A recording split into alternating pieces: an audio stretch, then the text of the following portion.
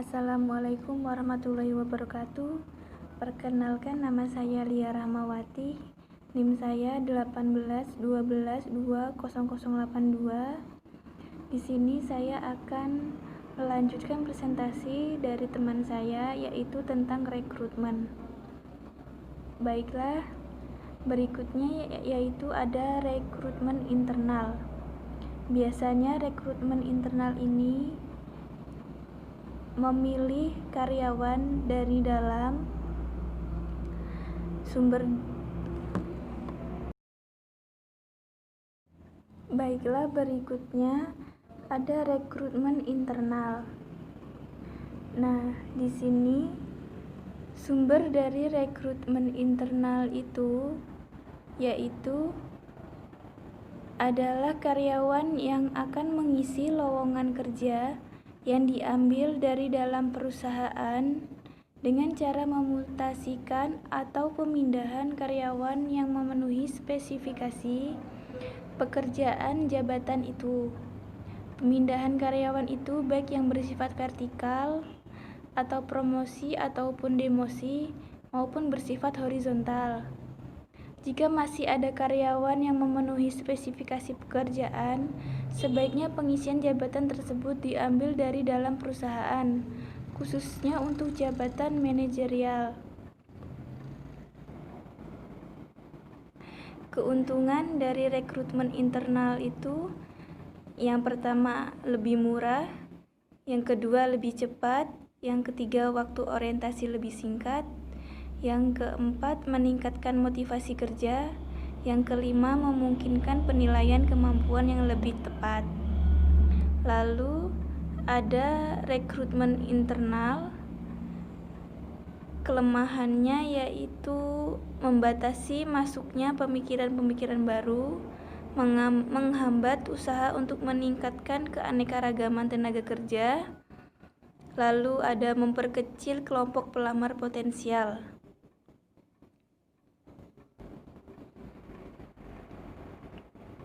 Metode rekrutmen internal. Job posting program mengumumkan jabatan yang kosong pada papan pengumuman. Berikutnya yaitu metode rekrutmen internal. Yang pertama ada job posting program, yaitu mengumumkan jabatan yang kosong pada papan pengumuman lisan atau media lain sehingga memberikan kesempatan pada semua pegawai untuk mengajukan lamaran secara formal. Yang kedua ada departing employees, yaitu dilakukan melalui perbantuan pekerjaan untuk suatu jabatan dari unit kerja lain atau pekerja yang sudah ada.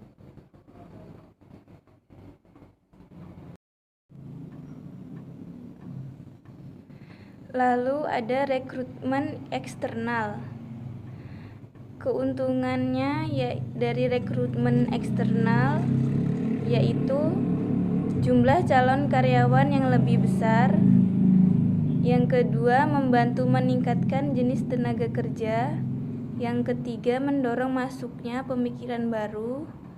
Yang keempat, kemungkinan membawa rahasia pesaing atau etika. Rekrutmen eksternal, kelemahannya ada yaitu presentasi karyawan lama cenderung turun karena tidak ada kesempatan untuk promosi. Yang kedua, biaya penarikan besar. Yang ketiga, waktu penarikan relatif lama. Yang keempat, orientasi dan induksi harus dilakukan. Yang kelima, turnover cenderung akan meningkat. Yang keenam, perilaku dan loyalitasnya belum diketahui.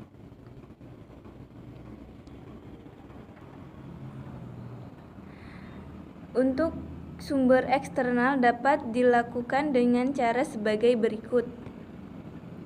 Yang pertama ada advertising atau surat kabar, majalah, radio, internet. Yang kedua, melakukan rekrutmen di kampus-kampus. Beberapa kunjungan Indonesia seperti Unilever dan Astra kerap melakukan kunjungan langsung ke kampus-kampus seperti Universitas Indonesia, Institut Teknologi Bandung, dan Universitas Air. Ada metode rekrutmen eksternal. Yang pertama ada walk-in dan read-in, atau pelamar datang dan menulis lamaran sendiri. Yang kedua, rekomendasi dari karyawan atau teman, anggota keluarga karyawan atau karyawan-karyawan perusahaan. Lalu yang ketiga ada agen penempatan tenaga kerja, layanan informasi pekerjaan melalui papan pengumuman, penerbitan secara periodik, website, email. Lalu berikutnya ada iklan. Iklan ini bisa berupa surat kabar, majalah, televisi, radio, dan media lainnya. Iklan dibagi menjadi dua. Lalu ada one ad, yaitu menguraikan pekerjaan dan keuntungan, mengidentifikasikan perusahaan dan memberitahukan bagaimana cara melamar. Lalu yang kedua ada blind ad, iklan secara tertutup, yaitu pelamar yang berminat diminta mengirimkan lamaran ke PO Box tertentu atau email atau pada alamat surat kabar.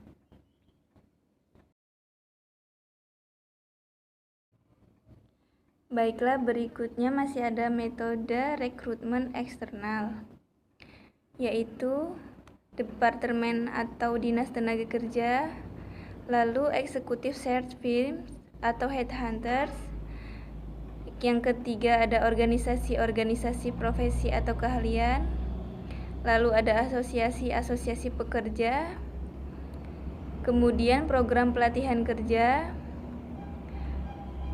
lalu pekerja sewaan berupa jasa keamanan, penelitian, babysitter, jasa hiburan, lalu ada open house, dan kemudian lamaran tak diminta. Baiklah, itu tadi presentasi dari saya. Materi selanjutnya akan disampaikan oleh teman saya. Assalamualaikum warahmatullahi wabarakatuh. Perkenalkan, nama saya Friska Felini Firdayanti, NIM 1812200095. Kami dari Sekolah Tinggi Ilmu Ekonomi Rahmania SKU, dan pada video kali ini kami akan mempresentasikan tentang metode seleksi sumber daya manusia yang ditugaskan oleh Pak Peri Suprianto. Dan untuk materinya ini adalah metode seleksi sumber daya manusia. Jadi setiap ada lowongan pekerjaan yang dibuka oleh suatu perusahaan, sudah pasti banyak pelamar kerja yang akan melamar di perusahaan tersebut. Dan untuk mendapatkan kandidat yang terbaik dan yang memang dibutuhkan untuk posisi tersebut, pasti kita membutuhkan seleksi sumber daya manusia. Dan biasanya ini diseleksi oleh petinggi-petinggi perusahaan seperti HRD. Jadi setiap perusahaan itu pasti memiliki metode-metode tersendiri yang dilakukan untuk menyeleksi sumber daya manusia. Dan ini dilakukan untuk mendapatkan kandidat yang terbaik yang memang dibutuhkan pada posisi tersebut. Dan di sini saya akan menjelaskan beberapa metode seleksi sumber daya manusia. Yang pertama di sini ada metode non-ilmiah.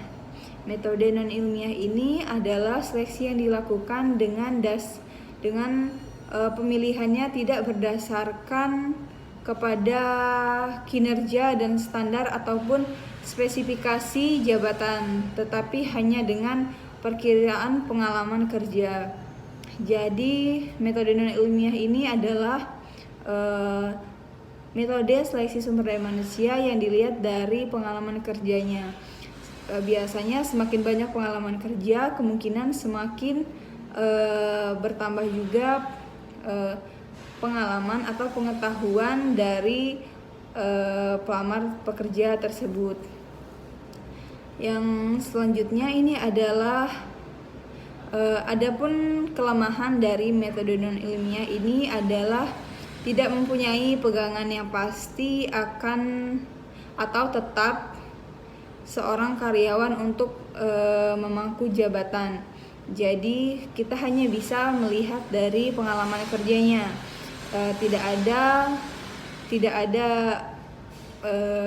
Maksudnya tidak ada pegangan yang pasti. Dalam artian itu kita hanya bisa melihat dari pengalaman kerjanya.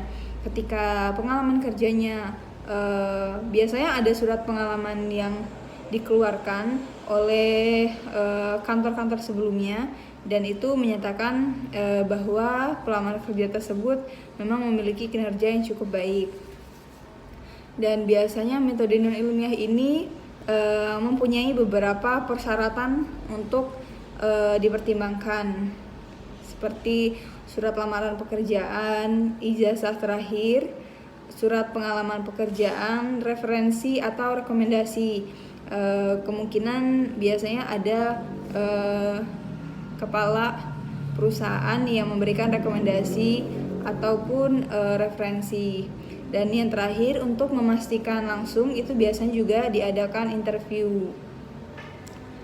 Selanjutnya ada metode ilmiah, yaitu seleksi dalam pelaksanaan berdasarkan pada spesifikasi jabatan dan kebutuhan nyata yang akan diisi serta pedoman kepada kinerja standar tertentu. Jadi metode ilmiah ini biasanya metode yang cukup standar yang dilakukan oleh setiap perusahaan. Untuk tata caranya sebenarnya hampir sama dengan metode non ilmiah, tetapi biasanya metode ilmiah ini memperhatikan persyaratan-persyaratan yang memang harus disertakan oleh pelamar pekerja, seperti surat lamaran kerja, formulir pengisian lamaran kerja, pemeriksaan referensi, wawancara langsung, tes pemeriksaan kesehatan. Biasanya ada perusahaan yang mewajibkan untuk karyawan melakukan tes kesehatan. Dan untuk keadaan pandemi saat ini, biasanya ada juga perusahaan yang menyarankan atau mewajibkan pelamar kerja tersebut untuk melakukan rapid test atau swab test. Dan selanjutnya tes psikologi. Jadi tes psikologi ini untuk mengetahui atau mencari lebih banyak informasi yang dapat kita ambil dari sumber daya manusia tersebut. Dan selanjutnya persetujuan akses langsung. Dan persetujuan akses langsung ini adalah biasanya diartikan dengan tanda tangan kontrak. Demikian materi yang bisa saya sampaikan. Terima kasih. Assalamualaikum warahmatullahi wabarakatuh. Assalamualaikum warahmatullahi wabarakatuh. Saya Rikin Rustiawan. Saya mahasiswa STIE Rahmania Sekayu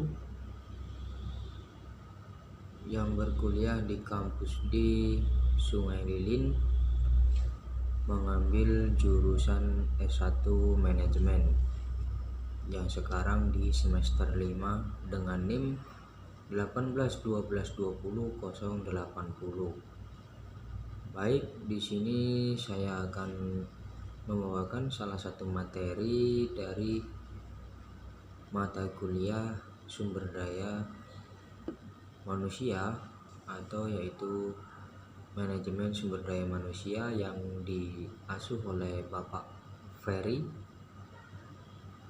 Dan di sini saya akan membawakan materi yaitu sistem seleksi yang efektif. Di sini ada 3 sistem atau 3 sasaran yang harus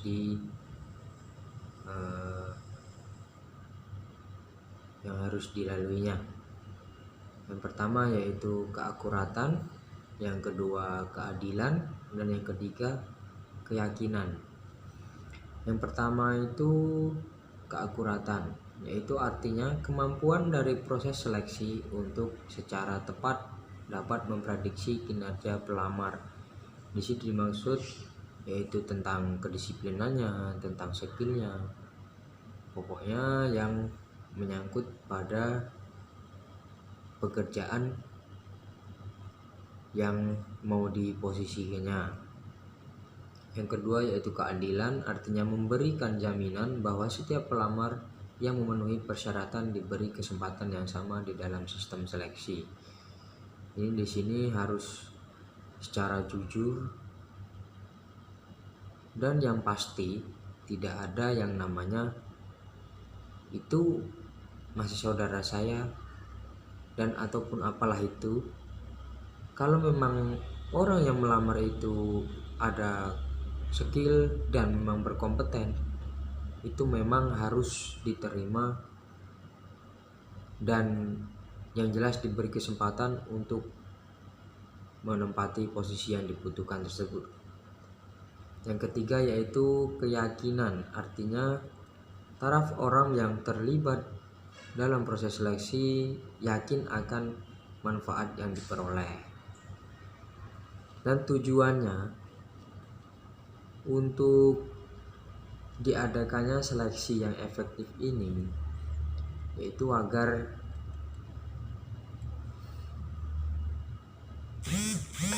perusahaan dapat berkembang dan memelihara karyawan yang kualitas dan kuantitas yang tepat.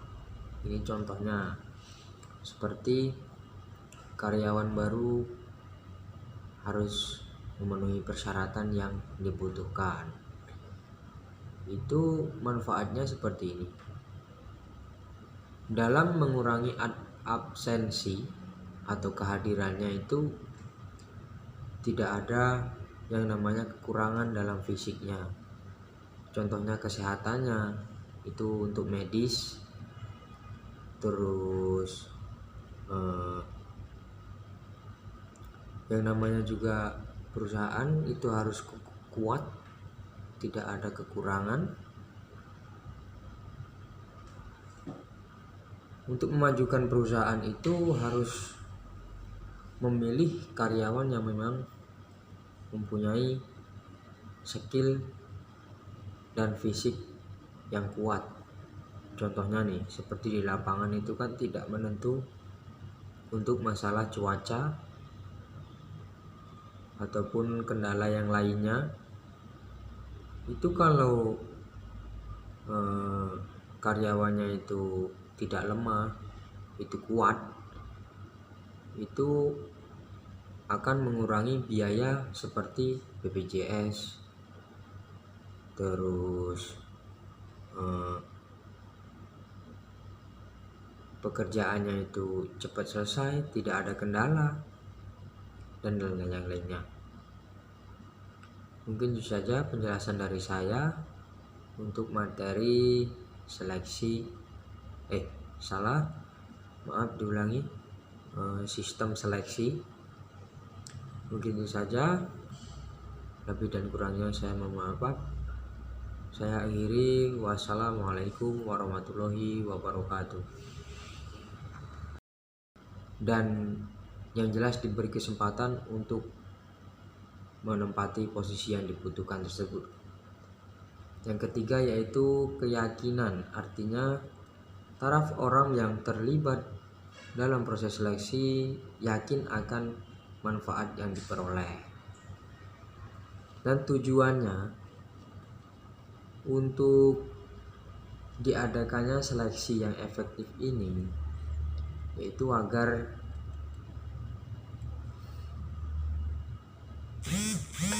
perusahaan dapat berkembang dan memelihara karyawan yang kualitas dan kuantitas yang tepat. Ini contohnya seperti karyawan baru harus memenuhi persyaratan yang dibutuhkan.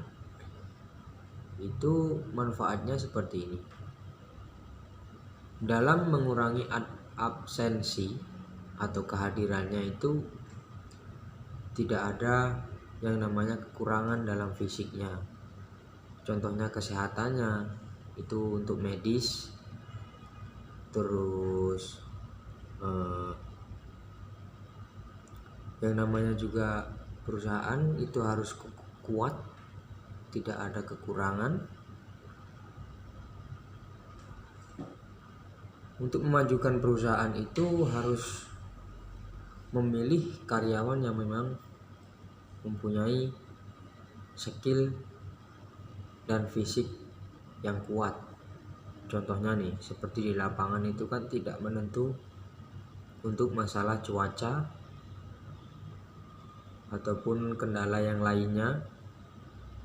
Itu kalau karyawannya itu tidak lemah, itu kuat, itu akan mengurangi biaya seperti BPJS, terus pekerjaannya itu cepat selesai, tidak ada kendala, dan lain-lain lainnya. Mungkin itu saja penjelasan dari saya untuk materi seleksi sistem seleksi. Mungkin itu saja, lebih dan kurangnya saya mohon maaf. Saya akhiri, wassalamualaikum warahmatullahi wabarakatuh.